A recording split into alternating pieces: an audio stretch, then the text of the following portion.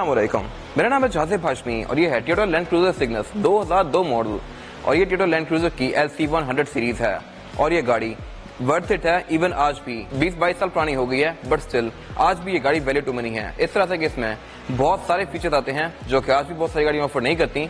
Plus ये गाड़ी आज भी अपनी रनिंग कंडीशन में है, इसके मोस्टली फीचर्स वर्किंग में है और उसके अलावा लुक्स के लिहाज से भी ये गाड़ी इवन 2023 में भी कोई खास पुरानी नहीं लगती। इस गाड़ी में ऐसी बहुत सारी चीजें आती हैं जो कि इस गाड़ी को आज भी वैल्यू टू मनी बनाती हैं, जैसा कि airmatic suspension, headlight washer, इसकी ओवरऑल ह्यूज लुक्स और इसके अलावा ये स्पेसिफिक कार, इसमें टचिंग भी सिर्फ एक फेंडर पे है, बाकी ये गाड़ी ऑलमोस्ट जेन्युइन है।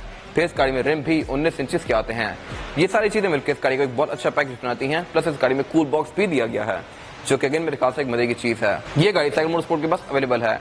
अगर आपने इसके बारे में कोई इन्फॉर्मेशन लेनी है तो आप इस दिए गए नंबर पर कॉल कर सकते हैं या फिर आप साइकिल मोटरस्पोर्ट को विजिट कर सकते हैं जो कि रावलपिंडी में DH2 के गेट 1 के ऑपोजिट लोकेटेड है। यहाँ पे गाड़ियों की बाइंग एंड सेलिंग ही नहीं बल्कि गाड़ियों का काम भी किया जाता है, जैसे कि tint, wrap, ceramic coating, paint job, face lift और फिर यहाँ पे गाड़ियों के पार्ट्स भी अवेलेबल होते हैं जैसे कि alloy rims, over fender, body kits वगैरह एंड व्हाट नॉट। So, गाड़ियों के काम के लिए cycle motorsports is the place. Overall, it's a great car, and today I'm going to review it. Let's start with the front look of this car. ये Toyota land cruiser Cygnus LC100 series का front look है जो कि 2002-3 model है। ये गाड़ी world wide 97 से आना शुरू हुई थी और इसको 2002 में फेसलिफ्ट किया गया था। फेसलिफ्ट में इसमें बहुत सारी रिफाइनमेंट्स की गई थी, इसकी लुक्स काफी बेहतर हो गई थी और इसके इंटीरियर को भी चेंज किया गया है। इंटीरियर भी इस गाड़ी में गोल वाला आता है, पहले ये बहुत बेसिक सा था। अगर बात कीजिए इस गाड़ी के फ्रंट लुक की तो ये बहुत मैसिव है। अगर इसको प्राडो वगैरह से कंपेयर किया जाए या फॉर्च्यूनर से भी इवन तो ये गाड़ी साइज में उससे ज्यादा ह्यूज है। सिग्नस में फ्रंट पे दो अलग अलग हेडलाइट्स आती हैं और इसके अलावा अगर बात कीजिए फीचर्स की तो यहाँ पे हेडलाइट वॉशर आते हैं और स्पेसिफिक कार में नाइट विजन भी आता है। ये भी एक एड ऑन फीचर है जो कि हर सिग्नस में नहीं आता था, इस स्पेसिफिक कार में लिया गया है। इसमें फ्रंट पे दो ग्लोब दिए गए हैं जो कि नाइट विजन के हैं और ये इंफ्रारेड को यूज करके आपको रात के टाइम में पिच ब्लैक अंधेरे में भी आगे का व्यू देता है ब्लैक एंड व्हाइट फॉर्म में, जो कि मेरे ख्याल से मजे की चीज है। उस टाइम पे टेक्नोलॉजी बहुत रेवोल्यूशनरी थी, ये चीज एस क्लास वगैरह में भी आती थी। इसके अलावा ये बोनट वगैरह काफी मैसिव है इसका। इसमें फ्रंट पे जो फॉग लैंप्स हैं ये भी प्रोजेक्शन लैंप में आते हैं और इस पे बॉडी किट्स भी लगी हुई हैं क्योंकि डेफिनेटली ये गाड़ी सिग्नस है। टोयोटा के बैच के साथ जो सिग्नस आती है उसमें पूरी ही गाड़ी सिंगल कलर में होती है। जो लेक्सस के बैच के साथ LX470 आती है उसकी भी लुक्स ऐसी ही होती है मोर और लेस, लेकिन वो गाड़ी डुअल टोन में होती है। अगर लेट्स सपोज बॉडी व्हाइट है तो नीचे वाला एरिया गोल्डन होगा या अगर बॉडी ब्लैक है तो नीचे वाला एरिया ग्रे होगा। और इसके अलावा इस गाड़ी में फ्रंट पे क्रोम वगैरह भी काफी ज्यादा दिया गया है, इस टाइम पे क्रोम भी काफी इन था। इसके बाद अगर बात कीजिए इसके साइड प्रोफाइल की तो ये भी काफी मैसिव है। इसके फेंडर्स वगैरह काफी बोस्टर्ड है, बॉडी से बाहर आए हुए हैं और इसके अलावा ये गाड़ी क्योंकि टॉप ऑफ लाइन है तो इसमें ये बॉडी किट्स भी दी गई हैं, जबकि इसके छोटे वेरिएंट्स के अंदर जैसे कि अमेजॉन वगैरह हो गई उनमें बॉडी किट्स वगैरह इतनी मैसिव नहीं आती। इसके अलावा इसमें जो स्टेप बार है ये भी प्रॉपर एक स्टेप बार दिया गया है और स्पेसिफिक कार में रिम भी 20 इंचेस के आते हैं। फॉर योर इन्फॉर्मेशन 2022 में भी लैंड क्रूजर V8 के अंदर 20 इंचेस के आते हैं। इस गाड़ी में इतना पहले से आ रहे हैं। इसमें टायर मिशलिन के हैं और इसके अलावा ये पुराने वक्तों का ब्लाइंड स्पॉट मॉनिटर। इसके फ्रंट फेंडर पे एक ये मिरर दिया हुआ है जो कि आपको बैक का व्यू काफी अच्छा प्रोवाइड करता है। इसके अलावा यहाँ पे एंटीना भी आता है जो कि इसके FM का है। बाकी इंडिकेटर इसमें ये फिजिकल फेंडर के अंदर ही आता है और इसके साइड मिरर वगैरह भी अपने टाइम के लिहाज से बहुत फीचर रिच हैं। इस तरह से कि एडजस्टेबल भी हैं, रिट्रैक्टेबल भी हैं, इनके आप मिरर को भी अंदर से बैठ के एडजस्ट कर सकते हैं। फिर इस गाड़ी में ये डोर हैंडल्स दिए गए हैं जो कि बॉडी कलर में ही हैं। इनमें की होल दिया गया है दोनों साइड पे, यानी कि मैं की से इसको अनलॉक कर सकता हूँ। इस टाइम पे सॉफ्ट अनलॉक वाला फीचर था ही नहीं। इसके अलावा इस गाड़ी में एयर प्रेस भी आते हैं जो कि बहुत बड़े साइज में हैं। ऊपर ये इसके रूफ रेल्स दी गई हैं। इसके रेयर फेंडर में एक ये एयरबैंड टाइप आता है। इसका जो ये क्वार्टर ग्लास है ये फिक्स है, ये ओपन नहीं होता। इसके अलावा रेड फेंडर भी इसका काफी बोस्टेड सा है और बैक पे भी इसके बॉडी किट्स आती हैं। क्रोम भी इसमें यहाँ साइड तक आता है। और अगर बात की इस गाड़ी के रेयर लुक की तो ये भी पूरी ही गाड़ी की तरह बहुत मैसिव है। इसके बैक पे भी ये काफी ह्यूज बॉडी किट दी गई है। एग्जॉस्ट में बैक पे किया था राइट पे और इसके अलावा क्रोम इस टाइम पे बहुत सारा इन था तो बैक पे अच्छा खासा दिया गया है। सेंटर में भी, बम्पर में भी, लाइट्स में भी। लाइट इस गाड़ी की सिग्नस वाली है जो कि LED में है। बाकी इंडिकेटर और रिवर्स का हैलोजन में आता है। बाकी बैक पे से पार्किंग सेंसर नहीं दिए गए जो कि मेरे ख्याल से एक अजीब चीज है। इतनी बड़ी SUV के लिहाज से बैक पे पार्किंग सेंसर आने चाहिए थे। इसके अलावा इसके रेयर पे एक ये वाइपर आता है। ऊपर हाई माउंटेड ब्रेक लैंप दिया गया है स्पॉइलर के अंदर और V8 के अंदर टेल गेट स्प्लिट में आता है, यानी कि इसका ऊपर वाला एरिया अलग से ओपन होता है लाइक दिस और नीचे वाला एरिया अलग से नीचे जाता है इस तरह से। और इसके अलावा ये गाड़ी 7 सीटर है। इसकी थर्ड रो सीट्स भी दी गई हैं बैक पे जिनको आप मैनुअली अनलॉक कर सकते हैं हाथ से और ये सीट्स साइड पे फोल्ड होती हैं। 2007-8 के बाद जब V8 आना शुरू हुई थी तो उसमें सीट्स ये सिंकिंग आ गई थी जो कि फ्लोर के अंदर ही फोल्ड होती थी। उससे ट्रंक का स्पेस काफी हद तक बढ़ जाता है, जबकि इस केस में ये साइड पे फोल्ड होती हैं। प्राडो में 2009 तक ये ऐसी आई थी और फॉर्च्यूनर में आज तक 2023 तक ये ऐसी आ रही हैं। यहाँ पे आप बैक पे 2 लोग भी बिठा सकते हैं और उनको फोल्ड करके इसकी ट्रंक कैपेसिटी को और भी खुला बना सकते हैं। और इसके अलावा इसकी टूल किट भी यहाँ साइड पे आती है। इसके अलावा यहाँ पे कुछ खास है नहीं। टेलगेट स्प्लिट होने का मेन पर्पज ये है कि आप यहाँ चढ़ के बैठ सकते हैं लाइक दिस। LX 570 में भी और लैंड क्रूजर V8 में भी टेलगेट इस तरह से स्प्लिट आता है चढ़ के बैठने के लिए। इसके अलावा बंद भी आप इसको इसी तरह से करेंगे, पहले नीचे वाला पोर्शन और फिर ऊपर वाला पोर्शन। इसके बाद अगर बात की जाए इसके इंटीरियर की, तो लैंड क्रूजर V8 2002 मॉडल का इंटीरियर है, जो कि लुक्स के लिहाज से अगेन आज भी कोई खास पुराना नहीं लगता। प्लस ये गाड़ी एज भी बहुत अच्छे से कर रही है। इसका इंटीरियर डुअल टोन में है, ग्रे और व्हाइट की कॉम्बिनेशन में है और इसमें वुड की ट्रिम्स बहुत सारा दी गई हैं, जो कि डेफिनेटली उस टाइम में बहुत इन थी। इसके अलावा अगर बात कीजिए इस गाड़ी के स्टीयरिंग व्हील की, तो ये भी अभी तक अपनी हालत में है। इसके ग्रिप्स वगैरह भी बिल्कुल ठीक हैं, इंटैक्ट हैं और इसके स्टीयरिंग में भी वुड की ट्रिम्स दी गई हैं काफी सारी। लेकिन स्पेसिफिक कार में राइट व्हील स्पोक पे कोई बहुत सारा कंट्रोल नहीं दिए गए। इससे पहले मैंने एक कार रिव्यू की थी ऐसी V8 100 सीरीज 2003 मॉडल और उसमें राइट पे भी फोन के कंट्रोल दिए गए थे, जो कि इस कार में नहीं है। लेफ्ट स्पोक पे इसके मल्टीमीडिया सिस्टम के कंट्रोल दिए गए हैं और उसके अलावा इस गाड़ी में एयरबैग भी बहुत सारे आते हैं, जो कि मैं आगे कवर करूंगा अभी। प्लस यहाँ पे एक चीज और मजे की है, और वो ये है कि अगर मैं इस गाड़ी को बंद करता हूँ तो ये स्टीयरिंग व्हील वापस ऊपर जाता है और अगर मैं चाबी को लगाता हूँ तो ये नीचे आता है लाइक दिस। इसकी वजह यह है कि इस गाड़ी में सीट्स जो हैं ये मेमोरी फंक्शन के साथ आती हैं। ड्राइवर की सीट और स्टीयरिंग सेट की मेमोरी के लिहाज से एडजस्ट करता है। ये अगेन मेरे ख्याल से एक मजे की चीज है। और उसके अलावा इस गाड़ी में क्रूज कंट्रोल भी दिया गया है स्टीयरिंग के पीछे। फिर इस गाड़ी में जो मीटर है ये भी लुक्स के लिहाज से अच्छा है। इसकी कलर कॉम्बिनेशन भी व्हाइट में है और ये गाड़ी आपको बहुत सारी चीजें शो करवाती है यहाँ पे, जैसे कि हाइट कंट्रोल का status, battery percentage, oil temperature, गाड़ी का टेम्परेचर, फ्यूल वगैरह और फिर ऑडोमीटर वगैरह। और अगर बात कीजिए इस गाड़ी के डैशबोर्ड की, तो इस गाड़ी के साइज के लिहाज से इस गाड़ी के डैशबोर्ड का साइज थोड़ा छोटा है। ये मुश्किल से आपका एक हाथ जितना है, लेकिन इस स्पेसिफिक कार में डैशबोर्ड के ऊपर भी एक एक्स्ट्रा चीज दी हुई है, जो कि यूजुअली सिग्नल्स में नहीं आती, और वो है नाइट विजन। ये गाड़ी टॉप ऑफ लाइन है और इसमें नाइट विजन भी दिया गया है, जिसको आप यहाँ से ऑन कर सकते हैं। ये इंफ्रारेड से आपको पिच ब्लैक अंधेरे में भी आगे का व्यू देता है।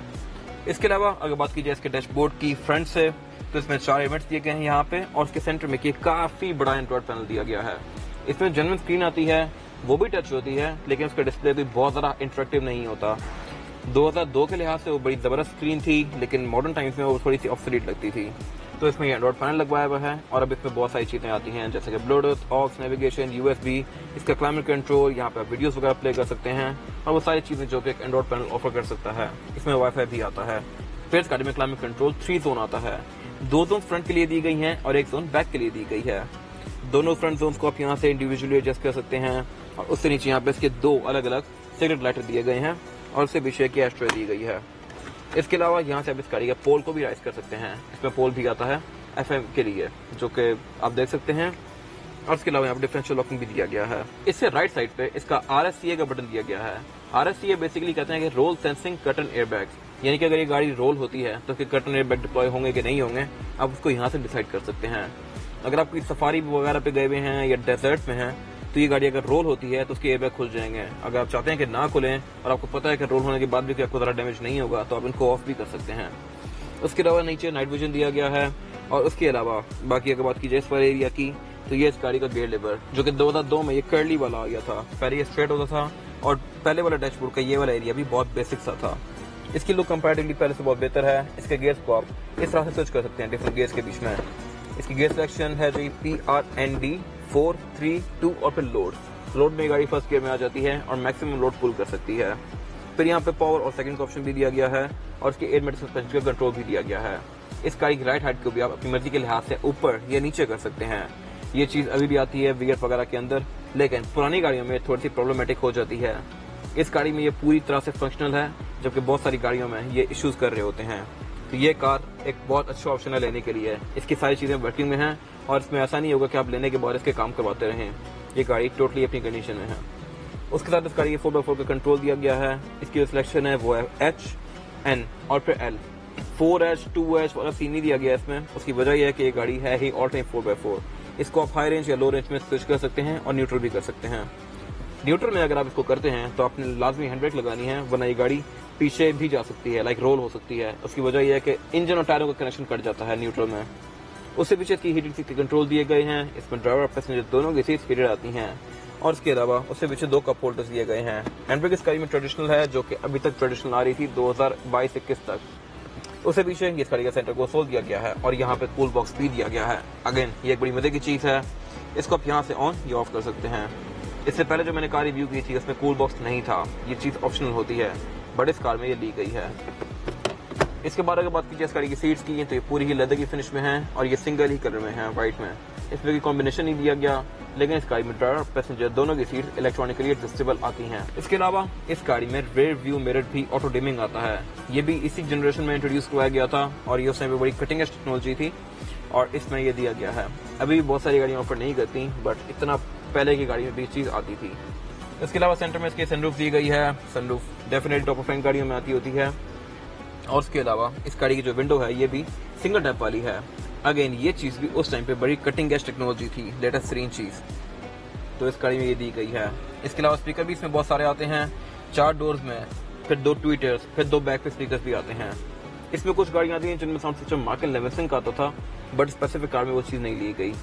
इसके अलावा इसके वैनिटी मिरर के अंदर लाइट भी आती है और ये वैनिटी मिरर भी आप 2 अलग अलग डायरेक्शन में ओपन कर सकते हैं। एक तो ये राइट पे आ गया ना, फिर फ्रंट के लिए मेरे पास यहाँ पे एक और वैनिटी मिरर दिया गया है लाइक दिस। ये मेरे ख्याल से अगेन एक मजे की चीज है, आप दोनों तरफ सेंसर डिप्लॉय कर सकते हैं। इसके अलावा यहाँ पे कुछ खास है नहीं, बाकी सारी यूजुअल चीजें हैं जो कि हर गाड़ी में आती होती हैं। इसके बाद अगर बात कीजिए रेयर पैसेंजर की सीटिंग कैपेसिटी की, तो बैक पे ये भी बहुत सारा स्पेशियस है। यहाँ पे मेरे पास लेगरूम का भी कोई इशू नहीं है और इसके अलावा हेडरूम का भी बिल्कुल भी कोई इशू नहीं है, क्योंकि ये गाड़ी एक प्रॉपर फुल साइज एसयूवी है। ये गाड़ी इवन फॉर्च्यूनर से भी ज्यादा खुली है डेफिनेटली, क्योंकि ये कैटेगरी में ही उससे ऊपर है। और इसके अलावा इसके बैक पे भी ये एंटरटेनमेंट दिया गया है, जो एंटरटेनमेंट हेडर्स के अंदर। ये गाड़ी कैसेट्स के दौर की है, बट स्टिल इसमें इतनी सारी चीजें दी गई हैं जो कि उस टाइम पे बड़ी नई टेक्नोलॉजी थी। और उसके अलावा इसके बैक पे यहाँ पे कोई एयरवेंट्स वगैरह नहीं दिए गए, लेकिन इसमें एयरवेंट्स यहाँ ऊपर आते हैं। तो अगेन ये मेरे ख्याल से मजे की चीज है, इनको आप ऑन ऑफ कर सकते हैं। और उसके अलावा इसके पाँव में भी एयरवेंट्स आते हैं। फिर इसमें बैक पे एस्ट्रेज आती हैं डोर पैनल्स में। डोर पैनल्स में एस्ट्रे उस टाइम पे बहुत ज्यादा कॉमन थी। क्राउन, प्राडो, सिग्नस हर गाड़ी ऑफर कर रही थी। और इसके अलावा इसके डोर पैनल भी काफी अच्छे से एज कर रहे हैं, ये बिल्कुल अपनी शेप में है। और इसके अलावा इसके डोर हैंडल हैं, ये भी क्रोम में आते हैं। इसके अलावा सेंटर में ये सेंटर को फोल्ड दिया गया है, जिसको आप एज एन आर्मरेस्ट यूज कर सकते हैं। और ये 60-40 के स्प्लिट के साथ हैं, जिनको आप फोल्ड भी कर सकते हैं। इसके अलावा यहाँ पे कुछ खास है नहीं। अगर बात कीजिए टायर साइज की, तो टायर साइज जो है सिग्नस में ये है 285, 50 और 20। इसमें 2002 में भी 20 इंचेस का रिम आता था और इसकी लुक्स भी काफी अच्छी हैं। और इसके अलावा टायर गाड़ी में मिशलिन का दिया गया है, जो कि एक बहुत अच्छा टायर है और आपको 50-60 हज़ार किलोमीटर तक की बहुत अच्छी राइड प्रोवाइड कर सकता है। इसकी कंडीशन भी ठीक है, यानी कि मतलब तकरीबन 30-40 हज़ार किलोमीटर आराम से निकाल लेगा अभी।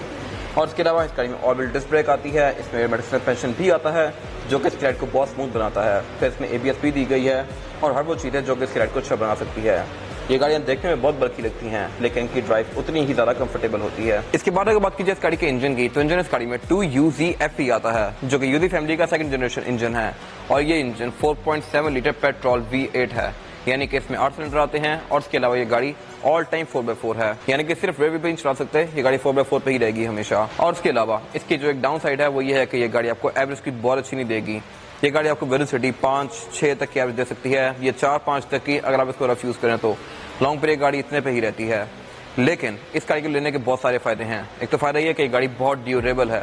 आप अभी भी देख लें, ये गाड़ी 2 मॉडल है, ठीक है, 2002, बट स्टिल ये गाड़ी अपनी अच्छी हालत में है। ये गाड़ी स्टिल रनिंग है, इसमें अभी तक कोई बड़ा फॉल्ट नहीं आया। छोटे मोटे इसके माइनर ट्यूनिंग वगैरह जो होती हैं वही होती हैं और उसके बाद ये गाड़ी अभी तक चली जा रही है। प्लस टोयोटा यानी कि स्पेशली ये गाड़ियां अपनी ड्यूरेबिलिटी की वजह से ही बिकती हैं वर्ल्ड वाइड। अगर आप इसके साथ 2002 मॉडल की रेंज रोवर देख लें या 2002 मॉडल की X5 देख लें, वो अब आपको वर्कशॉप्स में ही नजर आएंगी और रोड पे भी आपको महीने में कोई ये गाड़ी नजर आएगी, जबकि ये गाड़ियां आपको रूटीन में नजर आती होंगी डेफिनेटली। और उसकी वजह क्या हो सकती है? डेफिनेटली इसकी ड्यूरेबिलिटी। ये गाड़ियां अभी तक चल रही हैं और लोग इनको अभी तक ले रहे हैं और खुशी से चला रहे हैं। खैर, ये गाड़ियां बहुत ड्यूरेबल हैं। These cars are built like tanks. ये गाड़ियां 4 से 5 लाख किलोमीटर किसी भी बड़े मसले के बगैर निकाल लेती हैं और उसके बाद भी अगर आप इनको मेंटेन रखें तो इश्यूज नहीं आते। ये गाड़ियां मिलियन किलोमीटर भी चल जाती हैं। और उसके अलावा अगर बात कीजिए फीचर्स की, तो फीचर यहाँ बहुत सारे दिए गए हैं, जैसे कि इसमें एयर सस्पेंशन आता है, इसमें ABS भी आती है, ट्रैक्शन कंट्रोल भी आता है, जो कि इसकी राइड को बहुत अच्छा बनाता है। बाकी स्टीयरिंग व्हील इस गाड़ी में हाइड्रोलिक आता है, यानी कि इसमें ऑयल डलता है। 2012 तक की मतलब इससे अगली जनरेशन में भी स्टीयरिंग व्हील पावर फ्लूइड वाला था। इसके अलावा इसका बोनट हाइड्रोलिक से ओपन होता है और इवन इसके हाइड्रोलिक्स भी अभी तक अपनी पूरी पावर के अंदर हैं। बहुत सारी गाड़ियों के बोनट खुलने के बाद नीचे गिर जाते हैं, इस गाड़ी में ऐसा नहीं है। और इसके अलावा इसकी जो इंसुलेशन है ये भी अपनी कंडीशन में है। इसके अलावा यहाँ पे कुछ खास है नहीं। ये इसकी फिजिकल की है, बैक पे टोयोटा का लोगो दिया गया है और फ्रंट पे इसमें लॉक और अनलॉक ही आता है जस्ट। ट्रंक लीज भी नहीं आता यहाँ पे। और ये की है भी फिजिकल की। इसका डिज़ाइन थोड़ा अनकन्वेंशनल सा है और इसमें कोई सॉफ्ट लॉक वाला फीचर नहीं आता था उस टाइम, क्योंकि टेक्नोलॉजी तब इंट्रोड्यूस ही नहीं हुई थी। ये था आज का रिव्यू। अगर आपको रिव्यू पसंद आया तो इस रिव्यू को लाइक कीजिए, मेरे चैनल को सब्सक्राइब कीजिए, और अगर आपके पास इस गाड़ी से रिलेटेड कोई भी राय है तो उसको कमेंट सेक्शन में शेयर जरूर कीजिएगा, ताकि वो लोग जो ये गाड़ी लेने वाले हैं वो आपकी राय से फायदा उठा सकें। अपना ख्याल रखिएगा। Thank you.